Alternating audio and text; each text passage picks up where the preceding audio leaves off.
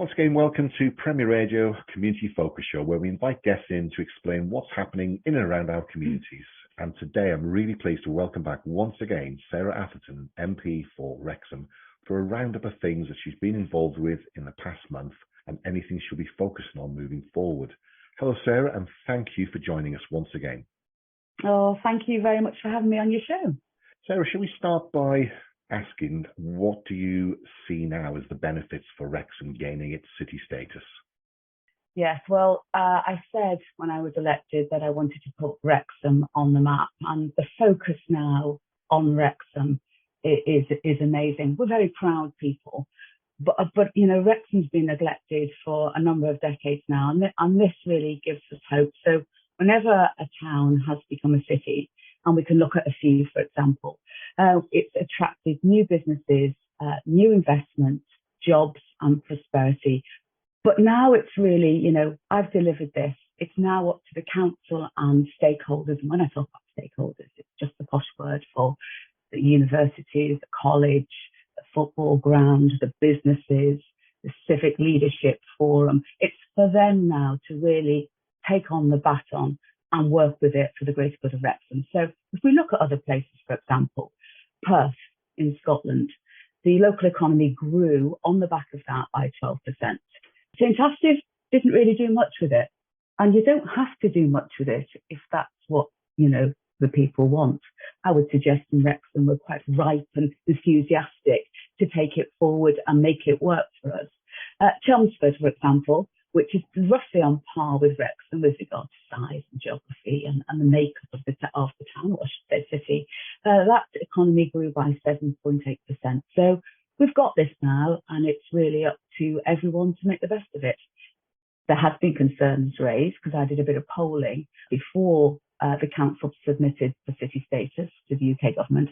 I did a bit of polling, and some people were concerned about house prices going up. Well, you know, David, house prices go up anyway. They were concerned about council tax going up. Council tax goes up anyway. They were concerned about insurance going up. Same again. It tends to go up and down anyway, and that varies depending on external factors. But there's no evidence to suggest that these increases are directly linked to being awarded city status. So it's really good news for us. Yet again, Wrexham is on the map. There's lots of focus, lots of talk about Wrexham. We should be enthusiastic going forward, and we're handing over a legacy, a baton to our children. You know, and I do feel that we deserve to make the best of it for our future generations.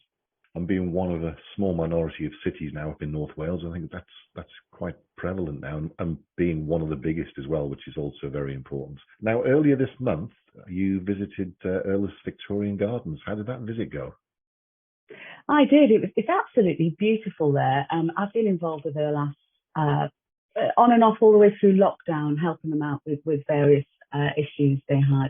So they had their open day, and someone described Airbus to me, and I've adopted it with their permission as the lungs of Wrexham. And what a beautiful, beautiful place it is. They had an open day. They've had more people there than ever. The gardens themselves offer therapeutic benefits. You only have to look at them and take a big sigh and think, wow, this is absolutely beautiful. And it's all about healing through nature. And also they're a charity, and they offer meaningful activities for people with disabilities. So Airbus Gardens, absolutely beautiful. Really need to maintain the focus that they offer Wrexham. They are the lungs of Wrexham, but it sits right next door to Bruneston. Bruneston's got that bad reputation, but in my opinion, it's not the building that's got the reputation, it was the people inside it. So I'm going to be speaking to the council about what's going to happen with the building of Bruneston. The estate it sits on is 20 acres, which includes some of Airbus. We link this now with the local development plan, because all around that area is earmarked and has been for quite some time, way before I was MP, as areas assigned to the local development plan. That's slowly going through the process of being ratified, and I suspect it might be ratified pretty quick. So there are pockets of large-scale development going to go on all around that area. And my focus is really making sure that we hold on to the lungs of Wrexham as the city progresses, as we have more development around that area. And I know a few people, my casework is picking up around this. And also Erlas itself, its lease is due to be renewed. And they're getting a little bit concerned about whether the council, because it's owned by the council, whether the council are readily going to renew that, given the local development plan and these large-scale pockets of developments going on. So I'm going to be watching this with interest and making sure that I advocate on behalf of my constituents, who very much are telling me, and I'd agree as someone who lives in Wrexham myself, that we need to hold on to the lungs of Wrexham as we progress as a city. I think this is critical, Sarah, because once it's gone and it's developed, you can never get it back. And, you just look around the country where you look at, say, Kent, for instance, it used to be the Garden of England. It's now a huge metropolis as big as London. And all it's got now in its favour are arterial motorways that take you through and to Dover and onto the continent. So once it's gone, we've lost it. Staying on that theme a little bit, how is the feedback coming regarding the improvement on the gaining access for all in Wrexham? Well, David, good point. I've written to the council. I was really surprised to find out, having been on a walkabout with someone that was visually impaired in Wrexham, that we don't have an allocated person. We don't have a disability officer within the council, nor do we have a councillor assigned to supporting disability access. And again, as Wrexham is getting bigger, we really need to make sure we have an eye on developments that can be designed in such a way that it's accessible for everyone. So I've written to the council. I'm yet to get a response. I have asked them that we have an assigned disability officer within the council. It just really did not make sense to me that we didn't have one. And I really had to poke around to find that we didn't have. We also don't have a plan. Wrexham Council doesn't have a disability access plan. So I'm going to be pursuing that. I'm speaking with the council. I do have regular meetings with them. I'm speaking with them tomorrow. And it'll be one of my questions to ask, because as we get bigger, we need to make sure that Wrexham can be enjoyed by everyone. Well, a recent interview I conducted on Premier Radio, I spoke to someone who's explained to me the lack of changing and toilet facilities for those with severe disabilities and how it impacts on them as a person not being able to even consider going into a town, city, or a tourist event or tourist location. And when you come into town, any town, city, doesn't matter where you are, they need to go into a designated changing room that they can be using a hoist, etc. And this is one of the critical things. If we're going to now try to attract more and more visitors into the city centre of Wrexham, we need to look at those. Now, there is obviously progress being made now on the redevelopment campaign for the racecourse itself. And I noted this, it was announced that I think they've secured Lucas Oils as a partner sponsor for one of the stands. So things are progressing quite well with that, are they? Yes, the Levelling Up Fund bid will be submitted, I think, the first week in June. I just continue to work behind the scenes, promoting the name of Wrexham, promoting how great Wrexham is, making sure that Wrexham is high on the agenda for ministers when they look at the Levelling Up Fund bid round 2. The Levelling Up Fund bid round 2 will incorporate the COP stand, the regeneration of the COP stand, which will increase, if awarded and regenerated, will increase spectator numbers by 5,500, which actually means that the stadium itself can now host, or is able to host, international sporting events, not just football, but also rugby. And I'm really keen that as part of this Levelling Up Fund, which people might have heard the Levelling Up agenda, we can in North Wales host international sporting events.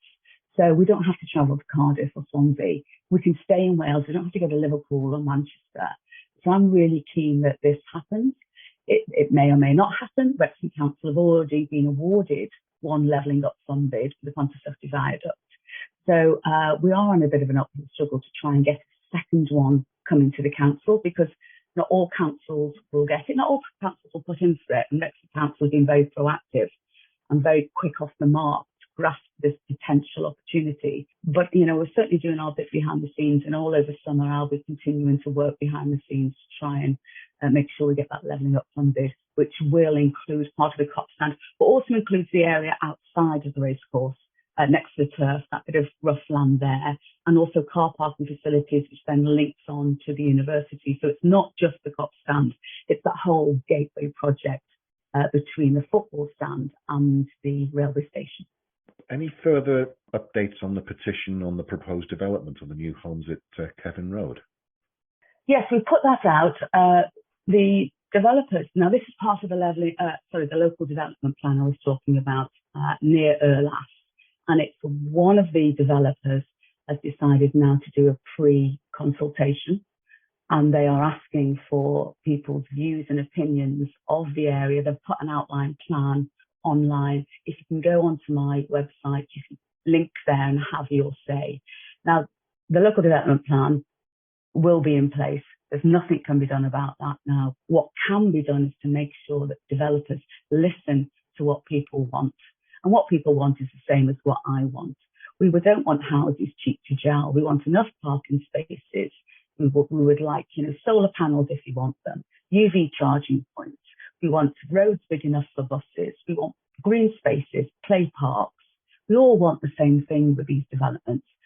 So I'm encouraging people to go on and have their say. I have suggested to the developers when they go to the next stage, I'm willing to hold a public consultation because we are talking a lot of houses in that area off Kevin Road, to hold a public consultation with the developers so people can have their say. And on a more lighter note, this month you've actually received and hosted quite a few visitors from Wrexham down into Westminster, mainly to see behind the scenes of what is behind that big facade of Westminster itself. And I think what's called Platts Agriculture were also down there as well, the school children. Oh, they were. Do you know what? It's making me smile now thinking about it. They were absolutely amazing. So I've had a number of constituents come down for PMQs and to just look at the chamber and have a cup of tea on the terrace and take photographs. And that's really, really lovely, because one of the things I want to do while I'm Member of Parliament is to have as many people who want to come down to see Parliament to be able to do that. So it's called Platts Agriculture. 80 school children came down with a number of teachers, and it was absolutely wonderful. So they came down really early, 5:30 on a bus. I did feel sorry for them, 5:30 on a bus, but of course kids don't mind, do they? They're just having fun. 5:30 on a bus. They went to the London Eye. They went along the Thames on a boat. They came in, had a tour of Parliament, and then I met all 80 of them in Westminster Hall, and it was fantastic. So I had them all on the steps at the back, and we got them to shout, "Go Wrexham," and we took a video of it, and it just echoed around Westminster Hall, and everybody stopped and looked, and I felt so proud, and it was lovely. And then we get a chance to ask some questions. Well, you know, you can get anything now, absolutely anything, from your favourite colour to what's your McDonald's order. They will have you met the Queen, have you met Boris. We had some really good questions about fuel tax and fuel costs, and we're writing to the Minister on the children's behalf. And then we also had really off-the-wall questions like, is there a statue of you somewhere, and are you a suffragette? So do you know what? It's the pleasure. It's just a fantastic part of my role to get people from Wrexham down to Westminster and the Palace to see how it all works. So Sarah, if anybody's interested, what would they do? Just jump on your website and drop you a note? Absolutely, send me an email. We bid for PMQs. We can host anyone at any time, but we do bid for PMQ questions, which is what the adults probably want to come and see. The children just want to see everything. And we try and fit people in where we can. And if they're coming down to London and want to pop in and say hello, we can either do a tour or try and get them on a tour, although quite often there's a long waiting list for that. So, we can have a cup of tea on the terrace. And yes, just drop me a line. And I would certainly encourage it. I mean, I've been into Westminster on a number of occasions for various reasons, but if any of the constituents of yours are down on holiday or just visiting London, then you can tie them both together. The building itself is very, very worth a look around, and seeing London from the perspective of the terrace overlooking the Thames, which is something that not everybody has that privilege to do. It gives you a different idea and a sense of history of where we are as a nation in the UK and where it's all come from. So I think it's very, very well worth doing. On a business note, the MOD recently invited some bids for manufacturers to build and replace the fleet of Pumas and Army helicopters. And I believe Airbus have submitted a bid. How will that benefit both Airbus and the local economy? Yeah, this is really interesting. I've been working behind the scenes on this for a while. So Puma helicopter, as some of us may know, is going to retire. It's got sunset capability. And the MOD weren't going to open a competitive process for bidding. They were just going to allocate to a defence company to replace the Puma. We've got Airbus on our patch. We've got a couple of hundred. I think we must. I don't know off the top of my head. I think we have about 600 people in Wrexham constituency, Clwyd South and Wrexham, that travel over to Broughton to work. So it's obviously very important Airbus to this area. In fact, to the whole of North Wales and beyond into Wirral and Cheshire and Shropshire. So I wasn't happy that perhaps Airbus may be missing out on this opportunity to win this bid. So I've been lobbying very hard behind the scenes to make it an open competitive process. And I was really pleased a few months ago it was announced by the MOD they were going to do that. And I know the Secretary of State for Wales and all the MPs in the area were trying really hard to make sure this happens. It has happened now. It's up to Airbus to put in a bid, which they're going to do.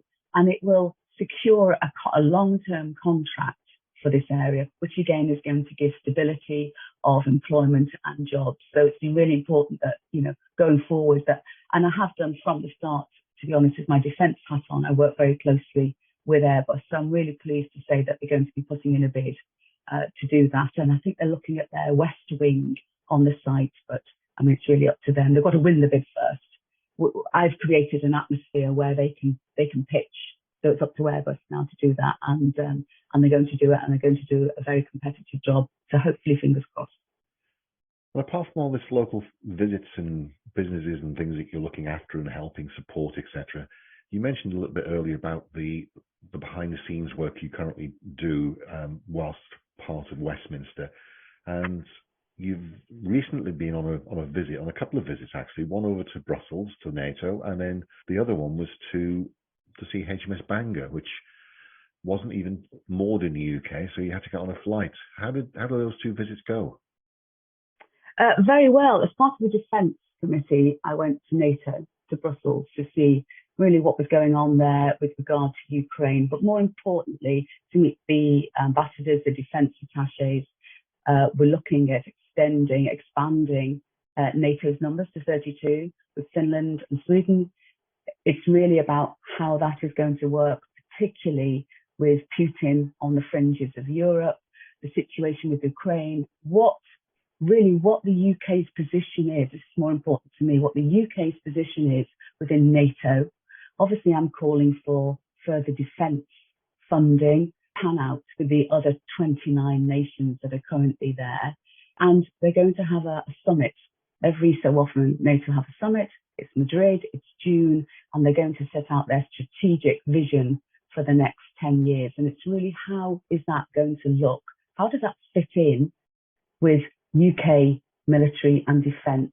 And to make sure really we're getting what we want from this environment, from this defence alliance, particularly with Putin breathing down our necks. So that was really interesting. And then as part of my defence work, I went out to Bahrain. It sounds very glamorous.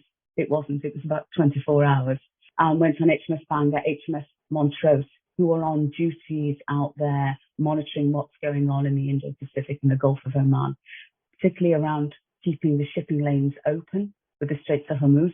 Piracy is now decreased there, but a considerable amount of our energy, of our oil and gas are coming through the Straits of Hormuz. That needs to be kept open. Of course, China are now in Djibouti at the bottom there.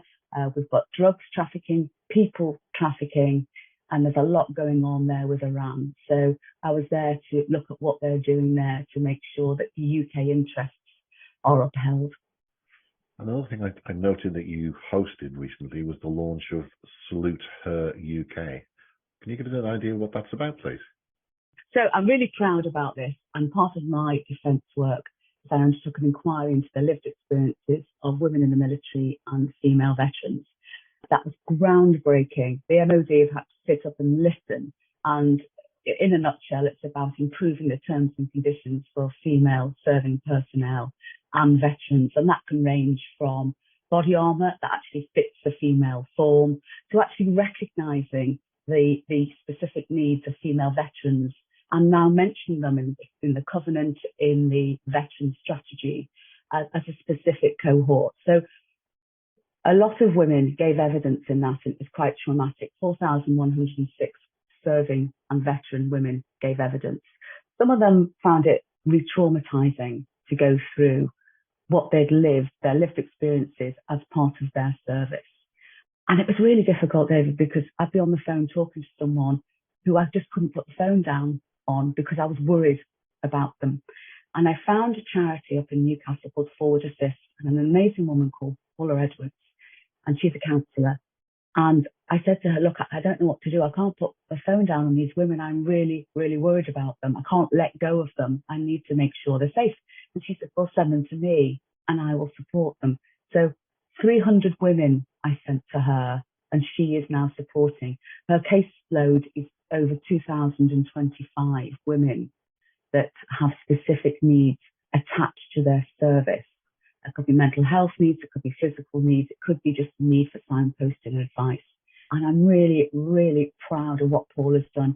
So she's all through this process, she's set herself up now as a charity called Salute Her, the only female veteran charity in the UK. And I hosted her and 30 of the women and a lot of other people and MOD ministers all to Parliament to really say thank you, well done, keep going. And I'm a patron of that charity as well, as you might expect, being so involved with them. And I'm really proud to support them. They're doing great work.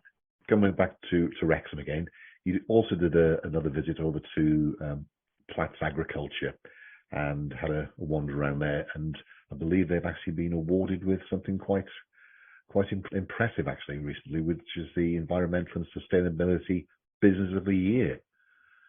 Yeah, this is my congratulations, thank you part of the show.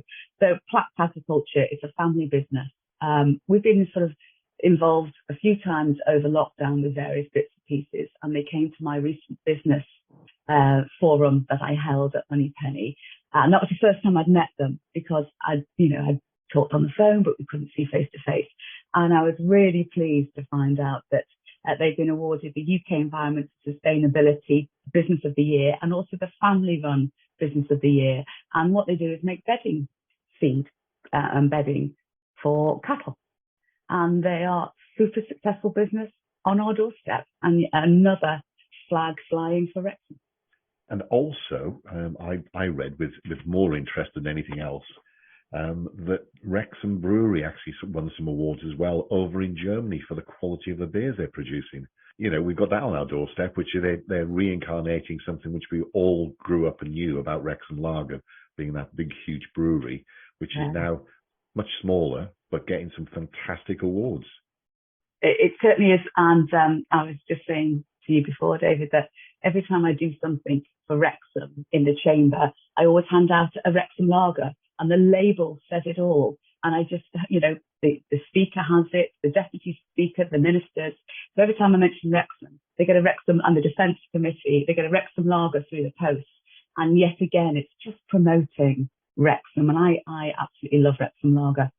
I don't know whether you knew, I've been asked to go by SEBA to judge real ales, cask ales at the Wales and West Beer Festival at Ludlow a few weeks ago, and we all have our crosses to bear. This is a job I did not want to do, as you might expect. So, I took one for the team on that one, and Purple Moose and Magic Dragon did really, really well on that. So we've got a real good brewing history, particularly in Wrexham, but across Wales. It must be the water.